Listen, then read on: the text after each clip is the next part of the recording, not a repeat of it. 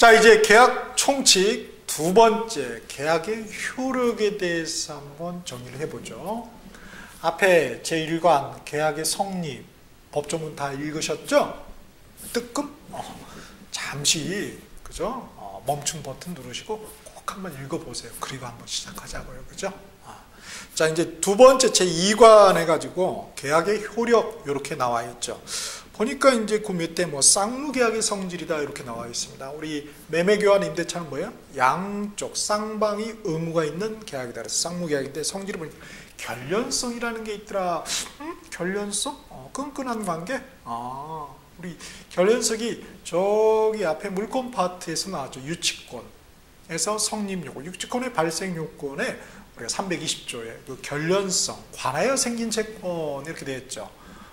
거기도 결련성, 여기도 결련성 있네요. 자, 보니까 세 가지가 있습니다. 성립상의 결련성, 이행상의 결련성, 존속상의 결련성. 그 중에 이제 우리 시험에 중요한 게 2번, 3번 동그라미이고, 이행상의 결련성은 동시행의 항변권을 말하는 것이고요. 존속상의 결련성은 위험부담을 말하는 것입니다. 관련 규정이. 자, 그래서 요게 이제 단독 문제로 출제되는 테마가 되겠습니다. 자, 그러면 536조 동시 이행의 항변권에다 형광펜 밑줄 쫙 하시고요. 자, 여기 출제자의 코드는 뭐냐, 의도는 뭐냐. 자, 날개 박스 보시니까 판례를 변형한 사례상 과연 동시행의 항변권이 있는가 없는가, 그 유무를 판단할 수 있냐 이거야. 사례를 통해서. 자, 그러면은 가장 중요한 조문부터 보죠. 자, 536조 1항 쌍무계약이다 검정펜. 그러니까 일단 동시이행의 항변권이 되려면 전제가 쌍무계약이어야 되는구나. 자, 쌍무계약의 당사자 일방은 한쪽은 상대방이 그 채무 이행을 제공할 때까지 자기의 채무 이행을 거절할 수 있다. 이행 거절할 수 있는 권리가 있군요. 그거를 뭐라 그런다? 동시행 항변권이라고 그런다 이거죠. 근데 제가 앞에 괄호로 적어놨죠. 그거는 이제 행간에 생략된 말이에요. 앞에 맨 1항의 앞에 보시면 쌍무계약의 당사자는 자신의 채무 이행 없이도 상대방의 채무 이행을 청구할 수 있다. 그렇죠. 이거 나쁜 놈 아니야? 그게 아니고 논리적으로 항상 우리는 법은 제가 처음에도 말씀드렸지만, 그렇죠. 가슴이 아니라 머리로, 그렇죠. 차갑게 접근해야 된다는 거죠. 자, 매도인이 매수인에게 말이죠. 물건도 안 넘기면서 야, 매매대금 줘! 이렇게 할 수 있다 이거예요. 그렇죠. 왜? 얘는 뭐예요? 매매대금 지급 청구권에는 채권이 발생됐죠. 그렇죠? 매매계약 법률행위를 통해서. 그랬을 경우에 얘는 어떻게 응수하면 됩니까? 야, 물건 줘! 그러면 나도 못 줘! 이렇게 응수할 수 있죠. 당연히 얘는 할 수 있는 거예요. 그에 대해서 얘가 이제 이렇게 반응한다 이런 거죠. 그렇죠? 자, 그러나 상대방의 채무가 변제기 있지 아니한 때는 동시에 항변권이 없겠죠. 그렇죠? 그 다음 2항에 당사자 일방이 상대방이 먼저 이행할 경우에 상대방의 이행이 곤란한 현저와 사유에 드는 전항의 법문과 같다. 그렇죠? 동시에, 그죠? 여기 보면 이해가 돼 있죠. 매매계약 이후에 매매 목적은 매도인의 소유가 아니야. 자기 것도 아닌데 판다고 이렇게 매매계약을 체결해. 그럴 수 있나요? 그럴 수 있죠. 그럴 수 있죠. 그 이후의 문제라니까요. 매매계약 성립은 뭐야? 당사자 목적, 의사표시, 그리고 의사표시의 합치만 있으면 되는 거예요. 목적물이 뭐 어떻게 돼? 그건 나중 일이라고요. 그죠? 그래서 그런 경우에, 근데 소유가 아니야. 그럼 뭐예요? 중도금을 먼저 줘야 되는 게 의무죠. 잔금 치를 때는 목적물 넘기니까. 그때 뭐, 몇 개 아니네? 문제가 되는 거죠. 그렇죠? 그때는 이렇게 동시에 항변권을 행사할 수 있다를 이제 2항에다가 적어 놓은 것입니다. 자, 그럼 핵심을 보실까요? 개념은 설명했고요. 거기에 성립 요건에다가 파란펜 밑줄로 오시고요. 자, 기억분에 쌍방의 채무가, 자, 검정펜, 동일 쌍무계약. 동일 쌍무계약에서 발생돼야 된다. 그 다음 니은번에 쌍방의 채무가 변제기에 있어야 된다. 변제기 검정펜. 디귿번에 상대방이 이행 또는 이행의 제공을 하고 있지 않을 것. 그죠? 물건 주는데 난 안 받았다. 동시에 하면 이상한 친구죠. 그죠? 그래서 이행 또는 이행의 제공을 하고 있지 않을 거다. 검정펜. 그래서 이 세 가지 요건을 모두 충족해야지만이 동시행 항명권이 성립된다는 것이죠. 자, 성질 보니까요. 두 번째 점에 채무자는 비록 이행기에 이행하지 않더라도 이행지체 채무불이행이 되지 않는다. 자, 검정펜. 채무자는 이행지체, 즉 채무불이행이 되지 않는다. 검정펜. 그렇죠? 그 다음에 그러니까 이게 이제 동시항목권의 어떤 그 의의라고 볼 수가 있겠죠. 네 번째 취지 보니까 자, 괄호를 봅시다. 신의칙 공평의 원칙. 그렇죠? 당연하죠. 신의칙 공평의 원칙. 그게 공평하죠. 그죠? 자, 다음에 관련 판례 하나 볼까요? 앞쪽에 536조 왼쪽 날개 박스에 있는 것 중에서 세 번째 판례를 한번 보시죠. 여기 좀 중요합니다. 자, 매수인의 잔대금, 잔금이죠. 잔금 지급 일자가 도래한 경우 중도금을 지급하지 않았다고 하더라도, 중도금 줘야 되는데 아직 안 줬나 봐요. 그죠? 잔금 날짜가 딱 근데 도달한 거죠. 도래한 거죠. 이렇다 하더라도 매수인의 중도금 및 잠대금 지급과 매도인의 소유권 이전 등기 서류 제공은 동시이행의 관계에 있다. 이럽니다. 즉 매도인이 뭐예요? 야, 너 중도금 안 줬으니 그건 먼저 줘야지. 그게 아니라 그렇지 않으면, 그렇죠? 그렇게 말하면 여기서 뭐라고요? 야, 그거 나 잔금하고 한꺼번에 묶어가지고 나 동시이행 항명권이 있거든? 이렇게 주장할 수 있다는 것이죠. 그렇죠? 자, 그래서 그런 경우에도 동시이행 관계가 있다는 거. 없다 하면 틀리겠죠. 그렇죠? 판례는 거의 뭐, 그렇죠? 판례 결론 끝만 바꿔서 틀린 보기 만들어내는 거겠죠. 자, 다음 페이지 이제 보시면 그 표가 있죠. 동시행의 항명권 관련. 자, 옳은 문장과 틀린 문장. 자, 옳은 문장, 틀린 문장에다 빨간 펜 밑줄 자. 해서 객관식 지문에 이제 쉬운 문제로 나왔을 경우에 것들을 쭉 한번 정리를 해 놓은 것입니다. 자, 그중에 이제 옳은 문장 첫 번째. 그래서 서로 대응해서 오른쪽 쫙 대응해서 보셔야 돼요. 자, 옳은 문장 표에서 1번에 동시행항명권은 쌍무계약에서만 인정된다. 자, 검정펜. 쌍무계약에서만 인정. 그렇죠? 이 전제 요건이 쌍무계약이잖아요. 그죠? 틀린 문장은 뭐예요? 모든 쌍무계약에서 인정된다. 그럼 틀려. 쌍무계약에서만 인정되는 건데 모든 쌍무계약, 즉 어떤 경우는 뭐예요? 인정되지 않는 경우가 있더라. 보니까 뭐예요? 임대차, 그렇죠? 고용, 도급 이런 것들 고용해서, 그죠? 고용해서. 그럼 뭐예요? 보통 월급은 말해주잖아요, 그죠? 근데 신입사원이 딱 와서 뭐예요? 제가 536조의 동시행항명권을 배웠거든요. 이 고용계약은 쌍무계약이니까 저 월급 지금 1월 1일에 안 주면은 나 일 못 하겠어. 이렇게 바로 잘리죠. 그런 말이 그죠. 그런 쌍무계약이지만은 동시행항명권 인정되지 않습니다. 먼저 일을 해야죠. 그 다음에 나중에 이제 월급이 나가겠죠. 그 다음 2번에 보니까 동시행항명권은 동일성을 유지할 경우 계약 당사자가 변경된 경우도 인정된다는 거야. 그죠? 틀린 문장 보니까 당사자 사이에서만 인정된다면 틀려요. 그럼 만자에다 동그라미 하실까요? 1번 틀린 문장 1번에서는 그 모든에다 동그라미 하시고요. 모든.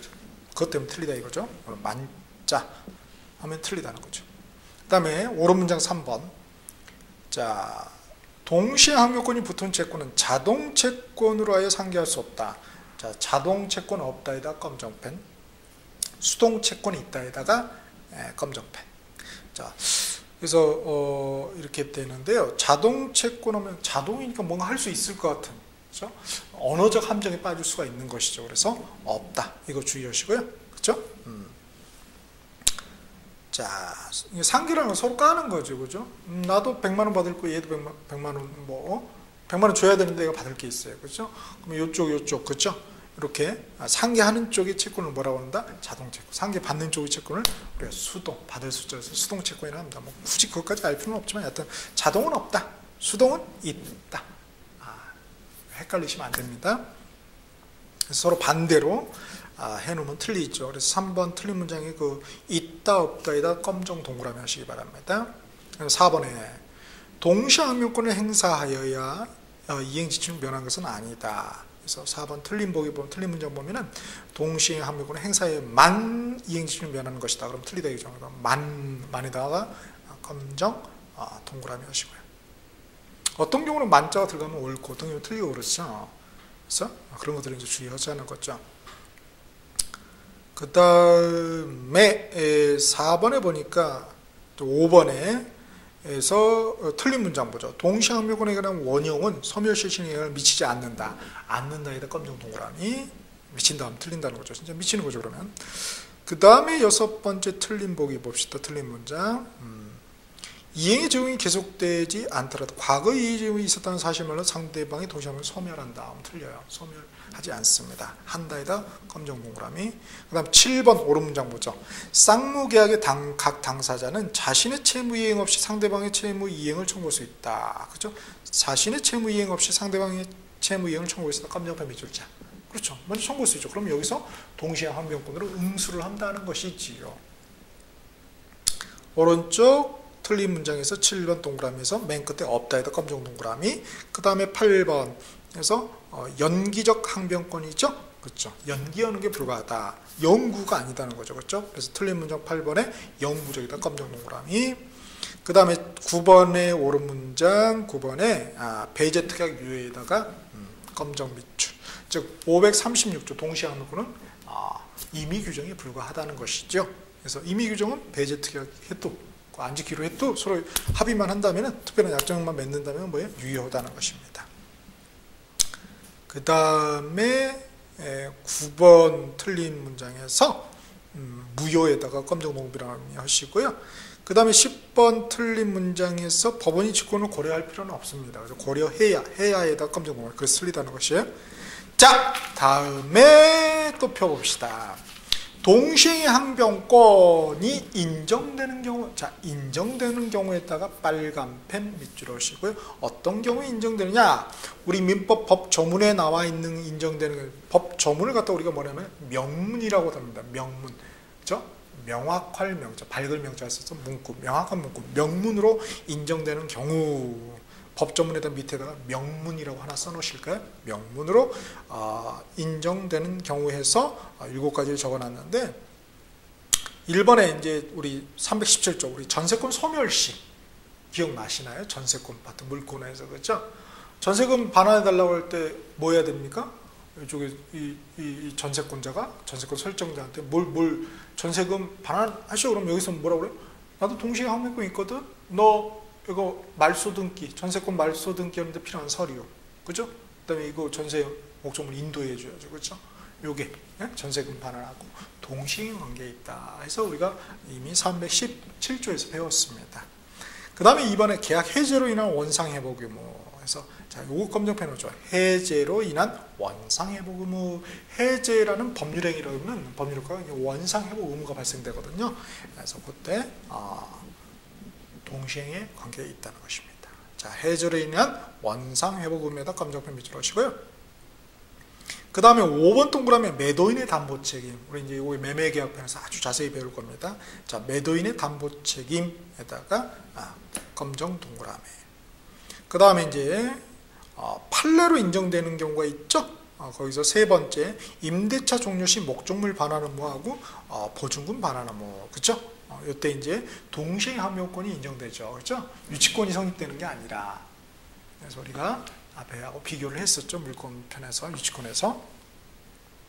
그래서 3번에다 밑줄 하시고요. 그 다음 4번에 쌍무계약의 무효 취소로 인한 각 당사자의 부당이득 반환, 무효 취소로 인한 검정펜 부당이득 반환 의무. 자, 여기의 경우도 뭐예요? 동시 이행의 항변권이 인정되더라. 자, 나머지는 참고적으로 한번 읽어보시고요.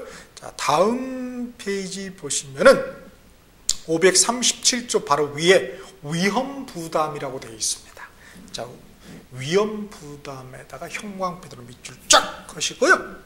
여기에 출제자 의도는 날개박스 보시면은 자, 채무자 위험부담주의의 법리를, 법의 이치를 사례를 통해서 이해할 수 있는가? 틀린 보기, 옳은 보기 판단해낼 수 있는가 이거죠, 그렇죠? 자, 그러면 위험부담 해가지고 제가 뭐 손해감수, 손해부담이다. 손해배상은 다른 거예요. 자, 그래서 요거를 이 박스에다 넣어서 이제 딱 이미지로 정리했는데, 채무자, 채권자? 계약을 하면 둘 다 채권자도 되고 채무자도 되는 거 아닌가? 그럼 여기서 채무자는 뭐냐? 이거는 물건의 관점에서. 그죠? 갑이 을한테, 갑이 펜션의 소유자예요. 을한테, 그죠? 매매계약을 체결한단 말이에요. 매도인, 매수인. 얘는 물건의 관점에서 이 펜션을 넘겨줄 의무가 있죠. 채무가 있죠. 여기서 채무자라는 것은 물건의 관점이다. 갑을 말하는 겁니다. 갑이, 그죠? 갑의 위험은 뭐가 있어요? 돈 못 받을 위험이 있겠죠. 을의 위험은 뭐예요? 물건 못 받을 위험이 있는 거죠. 그렇죠? 그런 경우에 어떻게 하느냐? 그래서 우리 민법 법조문은 537조 보니까 무슨 위험 부담주의를 택한다? 채무자 위험 부담주의를 원칙으로 한다는 거예요. 그래서 채무자 위험 부담주의에다가 빨간 펜으로 밑줄 쫙 합시다. 자, 봅시다. 쌍무계약. 아하, 쌍무계약에다 검정펜. 앞에 동시행 항명권은 뭐예요? 쌍무계약을 전제로. 이것도 쌍무계약. 그죠? 자, 쌍무계약의 당사자 일방의 채무가, 그죠? 채무 뭐예요? 숲속에 그 펜션 넘기는 거예요? 채무가 당사자는 뭐예요? 채무자, 채권자, 갑을 이 쌍방의 책임 없는 사유로 이행할 수 없게 됐다. 산불이 난 거예요. 이런 경우에 이걸 갖다 우리가 후발적 불능. 처음에 계약할 때는 있었어요. 그렇죠? 그런데 나중에 이제 없는 거죠. 그렇죠? 이런 경우. 그래서 후발적 불능인데 그런 경우에 채무자는 즉 매도인은 상대방 즉 매수인의 이행. 그렇죠? 이행. 매수인의 이행해야 될 게 뭐예요? 그죠? 대금 지급해야 될 의무가 있잖아요. 요거를 청구하지 못한다는 거예요. 그냥 울어라 한번 한탄하면서 이런 말입니다. 그래서 채무자 위험 부담주의, 제가 검정펜 밑줄 합시다. 채무자가 손해 감수, 그리고 목적물 인도 의무는 소멸한다. 너 가, 그죠? 너가 손해 감수해, 그죠? 대금 못 받는 거죠 결국. 그래서 그리고 목적물 인도 의무도 소멸하는 거예요. 대신 너는 넘겨줄 필요는 없어. 안 됐다. 이렇게 하는 거죠. 그러면 이제 문제는 나 잔금 줬는데 이거 어떡하지? 이런 또 문제가 남겠죠. 그죠? 그래서 밑에 채권자, 을의 권리구제 방안은 되어 있죠. 1번 동의. 대금은 뭐가 되는 거예요? 부당이득 반환이 되는 거예요. 그래서 청구할 수 있다는 것입니다. 자, 대금 부당이득 반환 청구에다가 검정펜. 그리고 그 위에 530조는 강행 규정이 아니다. 즉 임의 규정이므로 배제 특약은 가능 유효다. 자, 배제 특약 유효. 그죠? 앞에 동시행 항명권도 마찬가지죠. 우리 물권에서 배제 특약 유효가 320조. 유치권 성립. 그래서 그런 게 어떤 게 위험한 것인지 잘 간파할 필요가 있겠죠. 자, 오른쪽 날개 박스 보시면 위험의 이전 시기가 되어 있습니다. 우리 이제 부동산이 중요하니까 위험의 이전 시기에다 검정펜 하시고요. 우리 부동산은 원칙적으로 등기 넘겨준 그 시점이 이제 기준이 된다는 거예요. 예외적으로 인도면 그때도 이전이 된다는 것입니다. 그렇죠? 자, 그런데 말이죠.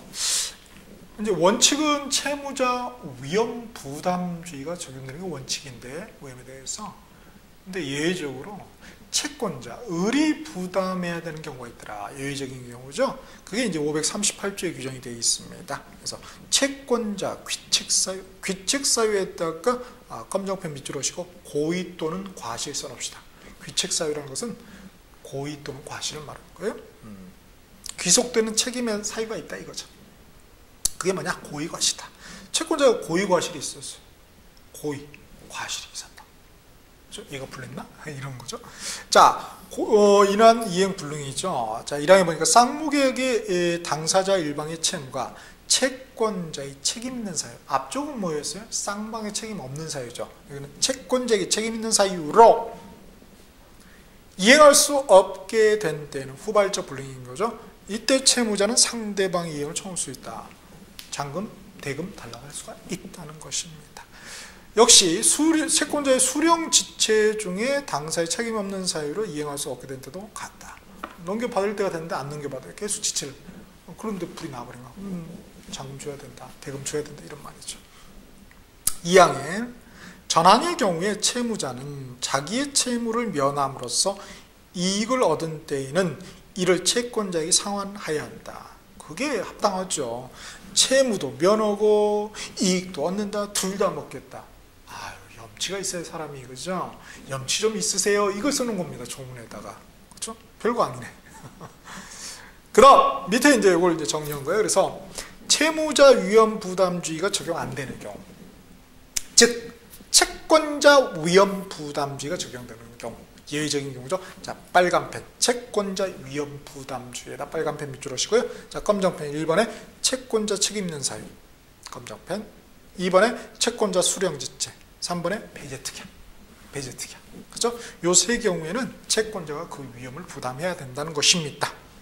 자, 이렇게 해서 우리가 계약의 효력으로서 두 번째 위험 부담에 대해서 정리를 했고요. 이제 마지막 세 번째가 제3자를 위한 계약입니다. 자, 그래서 제3자를 위한 계약에다가 형광펜 밑줄 쫙 하시고요. 여기에 출제 자료들은 날개박스 보시니까 사례상 제3자의 권리와 그 한계를 이해할 수 있는가, 이걸 판단하는 게 중요하다는 거예요. 그러면은 사례를 어떻게 준다면은 다음 중 제3자를 위한 계약, 이렇게 안 나온다는 거예요.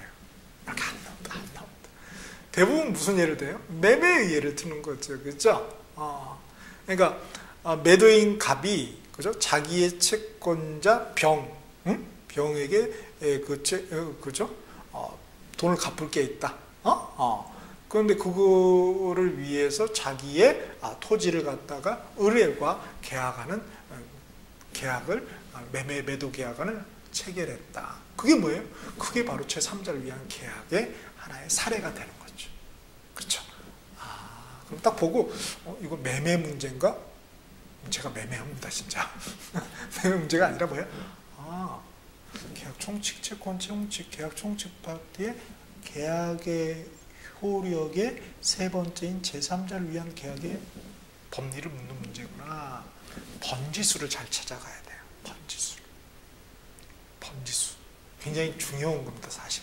그 문제를 딱 보고, 이게 세 개의 나무 중에 몇 번째 나무고, 몇 번째 나무 중에 몇 번째 나무까지인지 정확하게 찾아가야 돼요.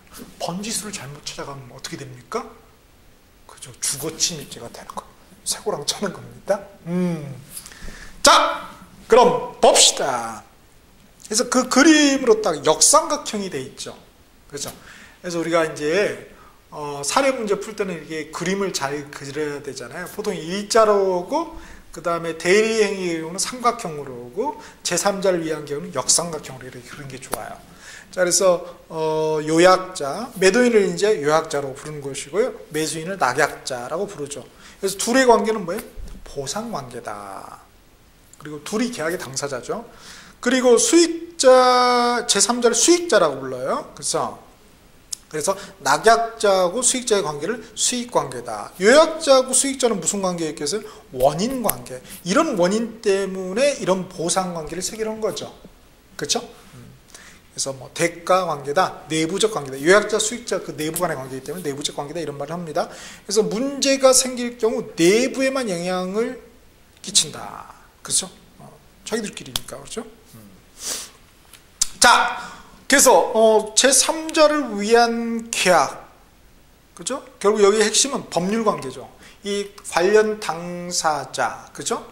요약자, 낙약자, 제3자, 수익자의 법률 관계, 즉 권리 의무 관계를 정리하는 게 핵심이죠. 특히 시험에서는 끝말, 있다냐, 없다냐. 이걸 서로 뒤바꾸면 틀린 보기. 끝. 자, 그러면 요약자, 낙약자, 제3자, 수익자 되는데 중요한 거는 뭐예요? 제3자, 수익자 관련 내용이죠. 그래서 제3자, 수익자에다 빨간 펜으로 밑줄 짜 갑시다. 먼저 요약자 한번 볼까요? 요약자에서는 중요한 게 1번 동그라미 있다. 있다에다 검정펜. 있고 없음이죠. 그 다음에 2번에 있다. 검정펜. 3번에 않는다. 않는다에다 검정펜. 3번 봅시다. 요약자 제3자와의 관계, 우리 무슨 관계죠? 원인 관계라고 그랬죠? 자, 이런 관계는 제3자를 위한 계약에 아무런 영향을 미치지 않죠. 내부적인 관계니까. 자기들끼리 알아서 할 문제죠. 그 다음, 낙약자에서 중요한 게 역시 1번에 있다. 그 다음에 2번에도 있다. 그러나 제3자 수익자에 대한 반환 청구는 인정되지 않는다. 않는다에다 검정표를 주자. 다음 편은 왜 인정되지 않느냐? 수익자는 제3자는 단지 권리만 취득할 뿐이에요. 수익만 취득할 뿐이죠. 그렇죠? 의무는 부담하지 않습니다. 그렇죠? 그 다음에 이제 중요한 핵심이 바로 요 제3자 수익자 관련이죠. 요게 이제 핵심입니다. 자, 1번에 제3자가 채무자에게 수익의 의사표시를 한 이후 발생한다. 자, 검정펜. 채무자에게 수익의 의사표시 후 발생. 언제 제3자의 권리가 발생된다? 채무자에게 수익의 의사표시한 후에 발생된다는 거. 그 다음에 필기체도 한번 읽어보시고요. 필기체에서 세 번째 점, 제3자의 권리의 취득 요건이지 수익 의사표시라는 게 말이죠. 그게 제3자를 위한 계약의 성립 요건은 아니다. 이런 거 주의하셔야 되겠습니다. 아니다에다 검정펜 밑줄. 2번에 제3자의 권리가 확정된 이후에는 계약 당사자는 이를 변경 소멸시키지 못한다. 못한다에다 검정펜 밑줄자. 제3자를 보호하기 위해서 말했죠. 그리고 다만 또 있는 경우가 있죠. 미리 이렇게 한 경우나 제3자의 동의가 있으면 있다에다 검정펜. 원칙은 없지만 예외적으로 있다. 다음에 3번에 낙약자의 채무 불이행에 대해 손해배상을 청구할 수 있다. 있다에다가 검정펜. 다음 페이지. 그러나 제3자는 계약 당사자가 아니죠. 계약 당사자는 누구예요? 보상관계. 계약 당사자는 요약자고 낙약자 아닙니까? 그래서 아님으로 검정펜. 그래서 취소권, 해조권을 행사할 수 없다. 없다에다 검정펜. 제3자는 해조권이 없으므로 당연히 해제를 원인을 원상회복 회복도 청구할 수 없다. 없다에다 검정펜. 또한 원상회복 청구의 상대방은 아니다. 아니다에다 검정펜. 왜? 계약의 당사자가 아니다를 이렇게 쭉쭉 서술한 거죠. 그 다음 수익자로서의 제3자는 계약의 무효 취소, 우리 민법 총칙 얘기죠. 무효 취소의 경우에 보호되는 선의의 제3자에 해당하지 않는다. 않는다에다가 검정펜. 그러니까 우리 107조 비진이부터 해서 말이죠. 110조 사기강박에서 보호되는 선의의 제3자가 있었잖아요. 거기에 선의의 제3자는 전혀 엉뚱한 제3자를 말하는 거예요. 그죠? 여기에 제3자는 뭐예요? 관련된 거죠. 관련된. 그렇죠? 수익자죠. 그 다음 기타 보겠습니다. 의사의 흠결, 사기강박의 경우는 계약 당사자를 기준으로 해야 되겠죠. 당연히. 제3자를 기준으로 하지 않는다. 않는다에다가 검정펜 밑줄자. 왜? 제3자는 수익자는 계약의 당사자가 아니니까. 그 다음 두 번째 점. 계약이 성립하기 위해서는 제3자 여건이 있어야 된다. 제3자 여건에다 검정펜 밑줄자. 그러나 제3자는 계약 체결 당시에 현존하거나 특정할 필요는 없다. 제3자에다 검정펜. 그죠? 있어야 없다에다 검정펜 밑줄자. 그렇죠? 근데 우리 대표로 보험계약 A가 생기지도 않은데 미리 그 애를 위해서 그래서 미리 아이를 위해서 기쁜 결혼 축하 기념으로 이렇게 보험을 들 수도 있잖아요. 그럴 때 제3자 약간은 있어야 되지만 제3자 미리 생겨야 된다? 혼수 필수품인가요 지금은? 그건 아니라는 거예요. 그죠? 그 다음에 제3자의 귀속시키는 원리는 채권에 한하지 않고자. 채권에 한하지 않고에다 검정펜. 다른 거 괜찮다. 물건 이런 것도 괜찮다. 그렇죠. 우리가 뭐 받는데 수익 받는데 그죠? 옛날에 그런 말 있나요? 양잿물이라도 먹는다. 공짜라면? 참 그런 말이네 뭐. 그 다음에 제3자의 수익의 의사표시가 있기 이전에도 요약자의 권리는 존재한다. 그 다음에 점에서 맨 끝에 아니다 검정펜. 그 다음에 마지막 점에서 있다에다 검정펜. 그래서 그렇다 긍정문인 것을 부정문으로, 부정문에서 긍정문으로 서로 뒤바꾸면 틀리게 됩니다. 그 다음에 제3자를 위한 계약에는 그냥 무시하셔도 괜찮겠습니다. 그렇죠? 있어 보이려고 써놓은 거예요. 무시. 자, 그러면 이제 법 조문을 읽어보셔야죠. 반드시. 요걸 이제 조문에 어떻게 녹아 들어갔냐 이거예요. 그래서 제가 그 표에도 가로에 일일이 다 조문을 써놓은 게 다 그 이유가 있어요. 한번 읽어보세요. 이거 관련된 조문을. 어떻게 조문 기술이 되어 있는가. 왜냐하면 조문이 하나의 시험 문제에 보기로 나올 수 있기 때문에 그렇죠. 읽어보는 게 아니라 외쳐보셔야 되겠죠. 믿습니다. 믿습니다. 진짜. 안 믿어요. 자, 믿으려고 그러는데 아우 믿음이 안 가네. 자, 542조. 농담입니다. 542조 중요한 거 볼게요. 채무자의 항변권 이렇게 되어 있죠. 채무자는 539조의 계약의 기한 항변으로, 그죠? 계약이라는 게 뭐예요? 보상관계에 기한 항변이죠. 그 계약이라는 게 보상관계니까. 그래서 계약의 기한, 기초한 항변 이렇게 해도 되고요. 보상관계에 기한 항변으로 이렇게 나올 수도 있어요. 시험에. 으로 그 계약의 이익을 받을 제3자에게 대항할 수 있다 없다? 있다. 이거 없다 하면 틀려요. 그래서 이게 뭐냐면은 그 낙약자 그 표에서 낙약자의 1번 있죠? 요약자의 보상관계상의 하나를 하자를 제3자에게 주장 대항할 수 있다. 바로 542조 있죠? 요걸 갖다 여기 조문에 그렇게 기술이 되어 있다는 거예요. 그죠? 그렇게 매치시켜 가지고 보셔야 된다는 것입니다. 자, 이렇게 해서 우리 계약 총칙의 이제 두 번째 계약의 효력으로서 동시행의 항변권, 위험 부담주의, 제3자를 위한 계약을 한번 정리를 해 보았습니다.